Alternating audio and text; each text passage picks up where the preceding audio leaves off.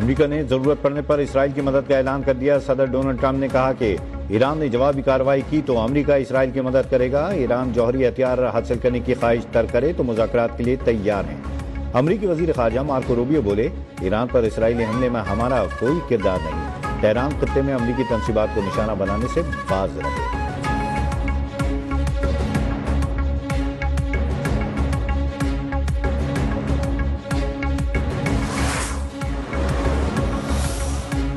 پاکستان کے ایران پر اسرائیلی حملے کی شدید مذمت۔ صدر زرداری نے اسرائیلی حملے علاقائی سالمیت کی خلاف ورزی قرار دے دیے۔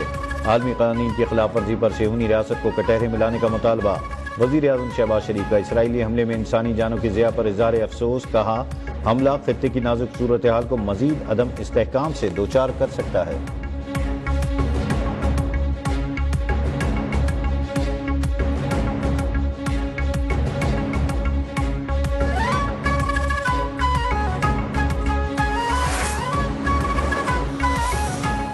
This House stands resolute with our Iranian brothers and sisters and supports their right to defend themselves against this aggression.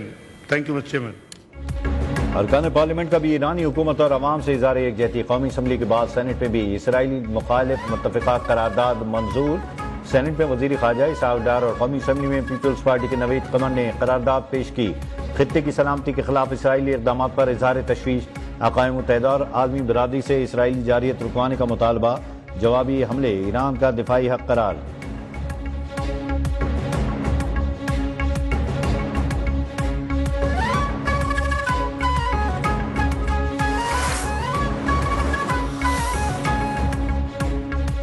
Sindh assembly میں 34 خرب 51 ارب ڈالر کا بجٹ پیش۔ گریڈ 16 تک سرکاری ملازمین کی تنخواہوں کے 12%، پینشن میں 8% اضافہ، تعلیم کے لیے 523.3 ارب، صحت کے لیے 326 ارب 50 کروڑ روپے مختص۔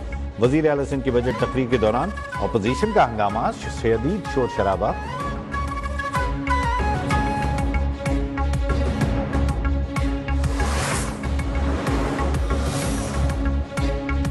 خیبر پختونخوا اسمبلی میں بھی اپوزیشن کے شور شرابے کے دوران 21 خرب 19 ارب روپے کا بجٹ پیش۔ صوبائی محصولات کا ہدف 129 ارب روپے تجویز۔ صحت کا بجٹ 232 ارب سے بڑھا کر 276 ارب روپے کر دیا گیا۔ اعلیٰ تعلیم کا بجٹ 36 ارب روپے سے بڑھا کر 50 ارب روپے مقرر۔ ماحول دوست الیکٹرک گاڑیوں کی رجسٹریشن فیس ختم۔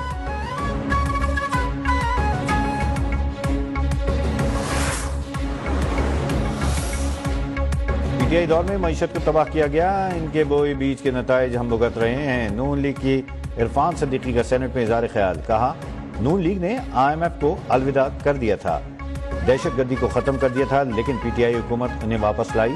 ہمیں محمد اورنگزیب کا طعنہ دینے والوں نے اپنے دور پونے 4 سالہ حکومت میں کئی وزرائے خزانہ تبدیل کیے۔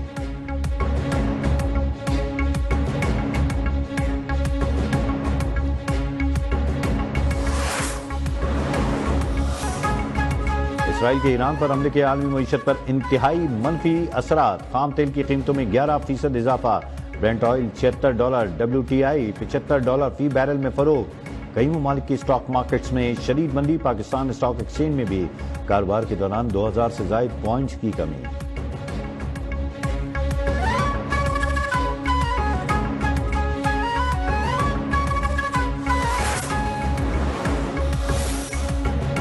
جمہوریہ چیک میں جاری ورلڈ باکسنگ چیلنج میں پاکستان کی خاتون باکسر چھا گئیں۔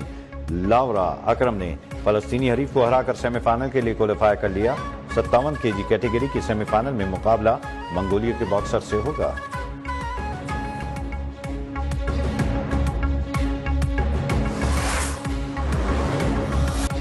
اور شہنشاہ غزل مہدی حسن کو مداحوں سے بچھڑے 13 برس بیت گئے۔ ان کی آواز، انداز اور ان کی غزلیں آج بھی مداحوں کے ذہنوں میں تازہ ہیں۔